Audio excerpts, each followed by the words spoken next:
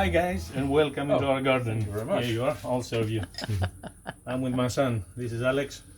Hello again, everyone. It's been a while, but we're back again with a lovely recipe for you today. Warm summer night. Yeah. And we're gonna do fish tacos, which is something, a Fantastic. beautiful recipe we learned in Grenada a few years ago when we were there on holiday.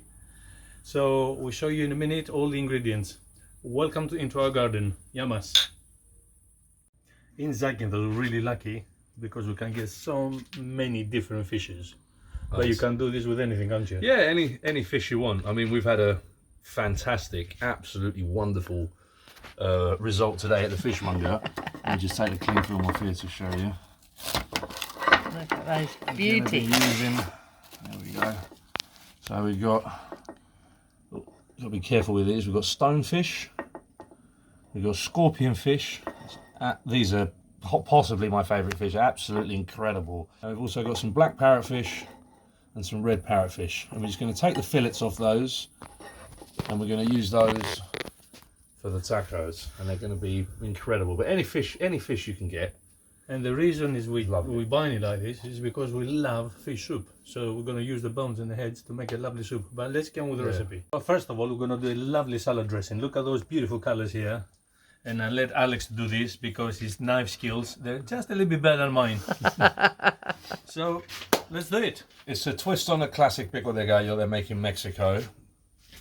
The inspiration behind the Mexican bit to tie in with Grenada's, because we're pairing these with some lovely margaritas that we're going to make later on as well. Yeah, Fantastic. now you're talking Beach my night. language. Oh, So we've got some lovely fresh tomatoes, a green pepper out of our garden, some parsley, some garlic, some fresh chilies and some lime. You can use anything you want. Traditionally, it's with coriander and there's some cucumber in there as well. Anything you fancy, chuck it please in. yourselves. It's your taco. So the first thing you want to do is to make a very thin concasse with your tomatoes. What's that, dear? So a concasse is just very fine dice, because you want everything in very small cubes.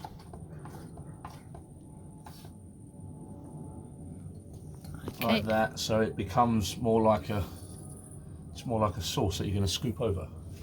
Now, the easiest way to You get rid of all the pips and everything. yeah, the get rid of all the seeds, pips and get rid of all the excess water, because you don't. The lime and the drizzle of oil that's going to go in there is the start to bring it all together. Right. Plus, we don't want it too watery, because we're going to have lovely crispy fried fish, Yeah, you don't want a sloppy. and we want it to retain that crispy. Right, next up. So we're going in with the garlic. Right. I'm putting that through a microplane grater, because I want it as fine as possible so it goes everywhere. And of course, when you're eating it raw, you don't want a big bit of garlic. It's not like it's been confit or something. It can be a tad unpleasant. Right, so next in will be the onion. Exactly like the tomato, same size dice. Run your knife along. It's important to get everything the same size. It makes a nicer bite. There. And then down. Ah, perfect. I didn't expect anything different, darling. Okay, Got that. then with the onion. So next up with the pepper. Again the same. Little Yeah. cubes, is it? Little dice all the way. Little dice, There we go. yeah. Nice and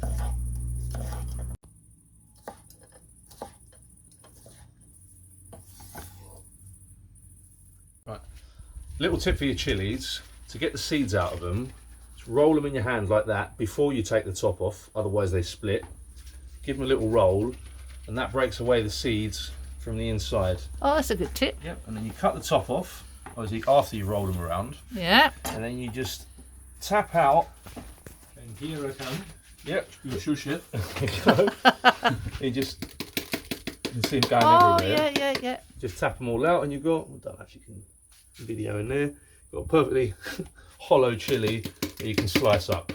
It's the only thing what a great tip. that's going to go in slices. Everything else is diced. That's going to go in slices. Okay. I did the important job. Yeah, absolutely. That's what a sous chef does. They smell delicious. And which chilies are these Fantastic. you're using, These are Alexis? they're Serrano chilies. Serranos. So they're not very, they're very, very mild. You can get them everywhere. Aromatic Literally though, aren't everywhere. they? Quite aromatic, yeah. And because they're not very spicy, you can use quite a bit and still not achieve too much heat. Right. Next we're going to finely chop the parsley, which will be a nice little bunch like that. Try and cut it as fine as possible the first time. Whenever you're cutting a soft herb, try and put your knife through it only once so it doesn't bruise. That in. Okay. And last but not least, we need some lime. We're going to use a little bit of lime zest as well. And juice, yeah? And the juice, yeah. And a bit of salt. Bit of salt, drizzle of olive oil. And Away we in go. the fridge or not? Yeah, it can do, or it keeps quite well in the fridge for about 24 hours. Obviously not too long because you've got the lime in there. The whole point is to eat it fresh, isn't it? But absolutely, like if you just prep it just before you do your fish, little half-hour rest is perfect for it. More than enough. More or less what we're doing then. Yep, absolutely. Perfect. So I've got this lovely dressing here. I'm just going to season that generously with a bit of nice bit of sea salt.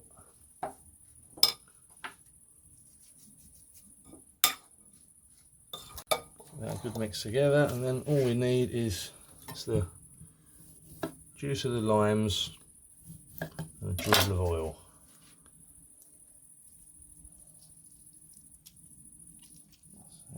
Oh, you can just tell how good that's going to be. Oh, it's going to be fantastic. You did keep some limes for the margaritas, Oh, didn't you? absolutely, yeah. Okay, all right. I got extra this morning. And a drizzle of our finest olive oil.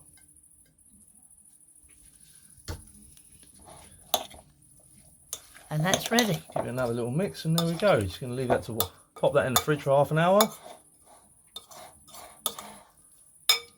I'll do that while you get on with the fish, yeah? Right, and then we can get on filleting the fish. Okay. So now we come to the main event, yeah? Yep, now we come to the start of the show, the fish.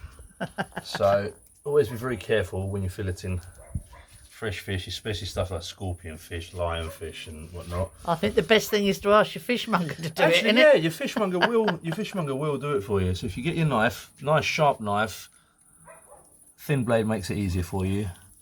Make an incision behind the head, all the way down. Get your knife under it. Go against the backbone. Push down. And just run your knife through. And lift your fillet off. Same again, just cut the other way. So press down, push your knife down. Use the bone as a guide, kind And of there thing. comes your other fillet. And that baby is going to go in our soup, That's isn't going it? to be a lovely stock. So there's your carcass.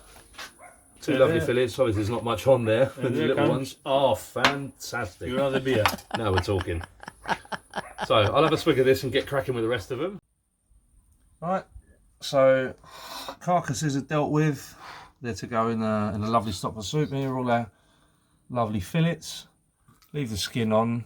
There's no tough skin on these fish.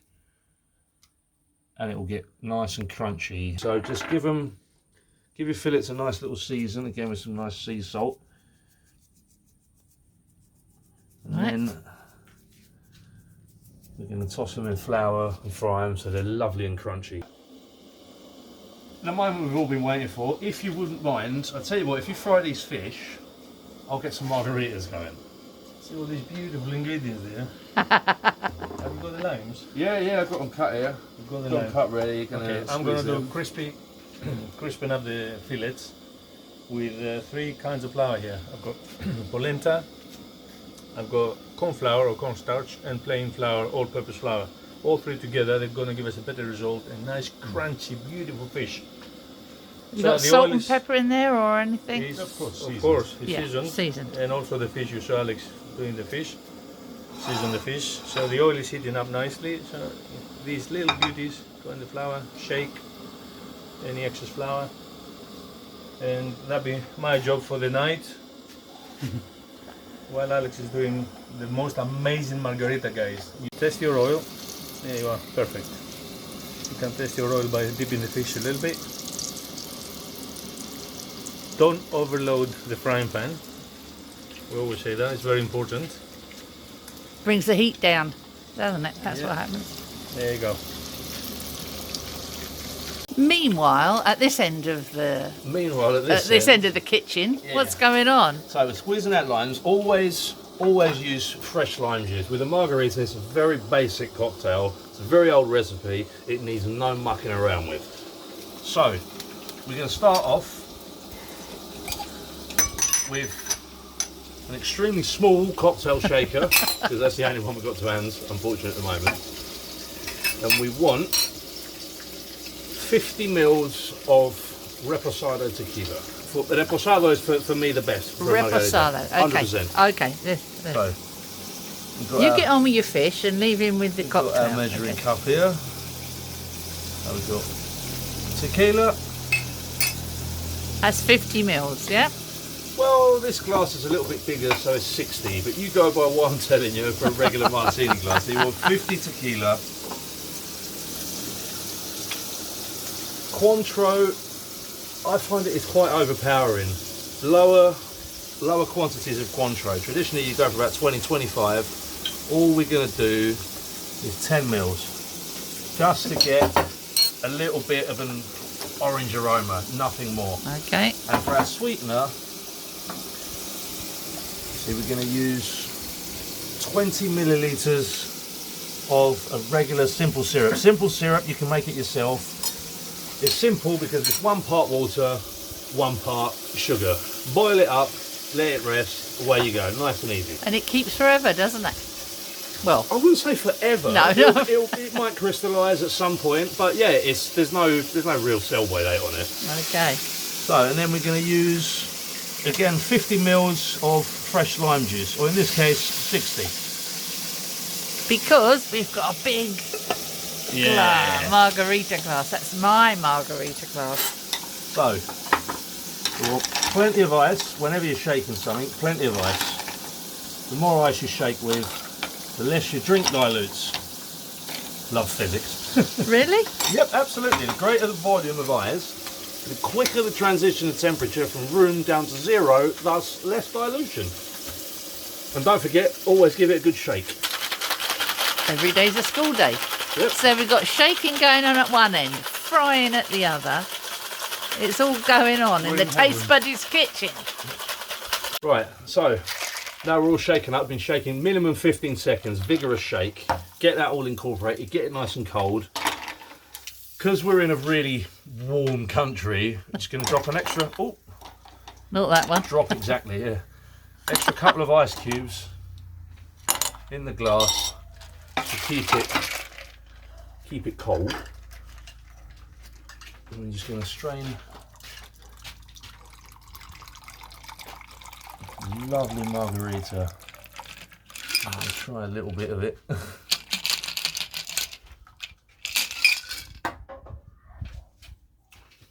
Wonderful, absolutely fantastic. Oh, back in Mexico. So, to assemble, well, it's a pretty straightforward. Grab yourself a couple of lovely bits of fish, a spoonful of your dressing, your pico de gallo or your chimichurri works really nice in these as well. If you've got an oily fish, a quite heavily scented fish, if you're going for something pelagic like swordfish or tuna or any sort of billfish, chimichurri will work wonderfully. Little bit of lettuce for the crunch. Fold the bottom bit over. Don't go greedy. Fold the bottom bit over. Have more tacos. Have more instead of overfilling it. But fold the bottom bit over so it doesn't all fall out. And there we go. Lovely jubbly. You got another one there, mate? Straight away. Oh, Fantastic. there you go. Fantastic. We'll continue this for a while and we'll check back in with you when we're all done. Margaritas are ready, aren't they? Yep. Chilling in the fridge. We've got a little bit of wine to have with those amazing wraps. You have to do them. Those tortillas, they're absolutely incredible. I don't know, I'm going to shift on to margaritas. I'm going to finish this and go on to margaritas. Okay. So thank you They do guys. actually go nicely together. They do, and that was the idea of the night. Mm-hmm. So thank you guys for watching us. Do this and make the best margarita ever. And we'll see you in the next video. Thank you for watching us. Yamas. Yamas from Kypseli, Yamas from Zakynthos, Yamas from the Taste Buddies Garden. Thanks for watching.